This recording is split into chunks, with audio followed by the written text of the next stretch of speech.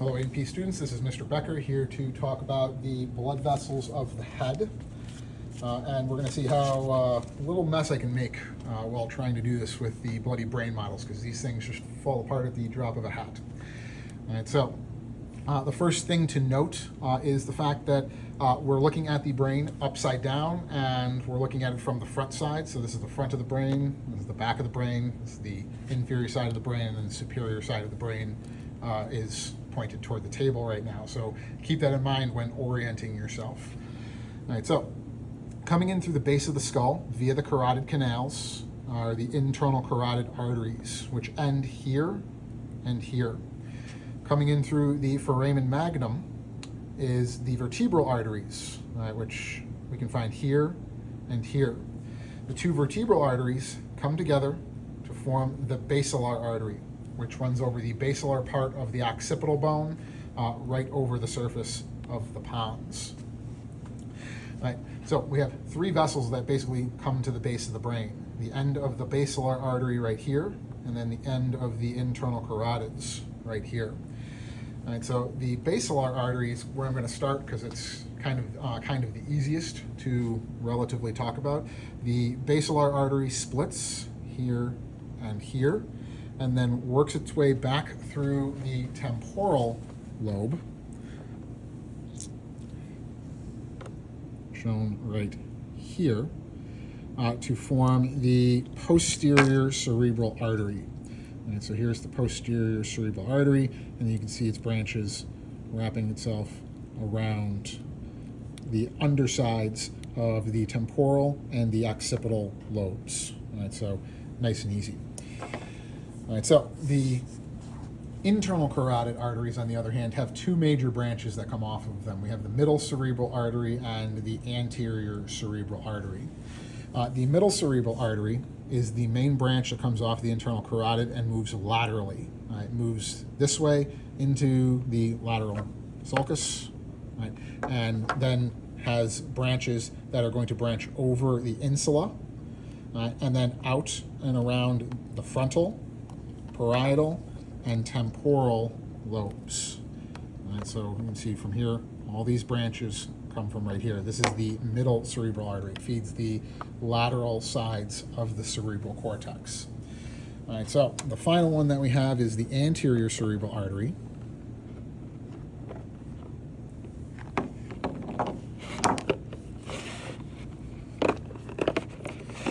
To try to show this off. All right, we have our internal carotid junction right here. You can see the branch coming underneath the optic chiasm right here. This is the anterior cerebral artery, and then it continues on this way and then wraps itself up and around the corpus callosum.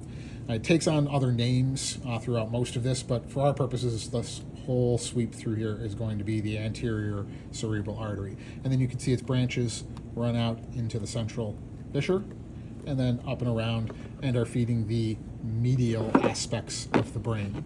All right, so when we're taking a look at the whole thing, I kind of put it together like this and get the whole thing on the screen.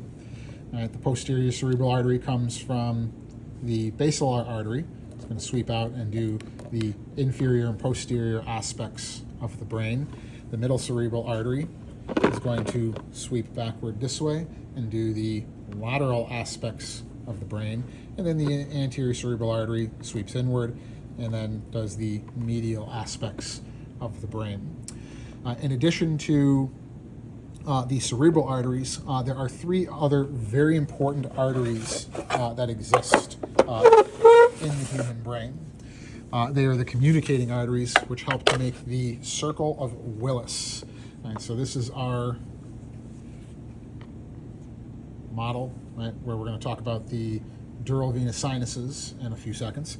But before we do, right, this is a top-down view of the inside of the base of our skull. All right, so we can see the spinal cord down here. We can see the foramen magnum that the spinal cord is going to pass through. Our pair of vertebral arteries, right, come together to form the basilar artery, And then coming off the basilar artery here, it's a little bit easier to see. We can see the cerebellar arteries. We have the inferior cerebellar artery and the superior cerebellar artery that are going to feed blood into the cerebellum. And then we come up to here, and we can see the end of the basilar artery and the junctions of the internal carotids here and here. All right, so once the basilar artery splits, it forms the posterior cerebral artery here and a posterior cerebral artery here. And one of the things hopefully you're noticing is that right here and right here, there's a vessel that joins the internal carotid to the posterior cerebral artery. All right, those pair of vessels are the posterior communicating arteries. The final vessel of the communicating arteries is the anterior communicating artery, and that joins together the anterior cerebral arteries, right about here. It's only about 1 millimeter long, so most models aren't going to show it because you have to be able to break the model apart. But it joins the anterior cerebral arteries together about 1 centimeter or so from where they come off of the internal carotid artery. The communicating arteries make it so that you can, in theory, circle a red blood cell through a circle 360 degrees. So I can kind of use this right here because branching off of the internal carotids, coming up this way, right to about here, and then coming around this way would be our anterior cerebral arteries, and then right about here is where the anterior communicating artery would be located.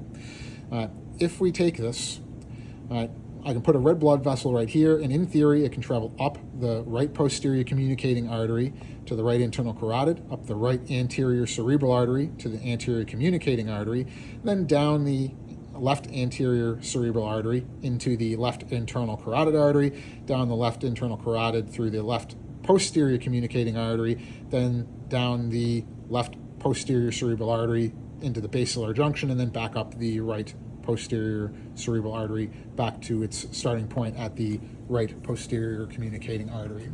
All right, so the blood vessel in theory can make a 360-degree circle, which is why we call this the Circle of Willis. It allows for bidirectional blood flow from one vessel to another vessel. So if we get a blockage in vessels, and this is a good one to kind of show this off, if we block the posterior cerebral artery right here, at the end of the basilar junction.